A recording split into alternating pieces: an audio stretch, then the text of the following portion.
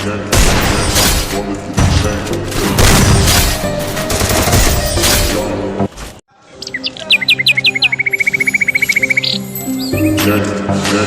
বন্ধু কি করস? এই তো বই আছি। ফ্রি ফায়ার খেলস না? জানলি কেমনে? এডি করবি দেখে বুঝে। আচ্ছা বল।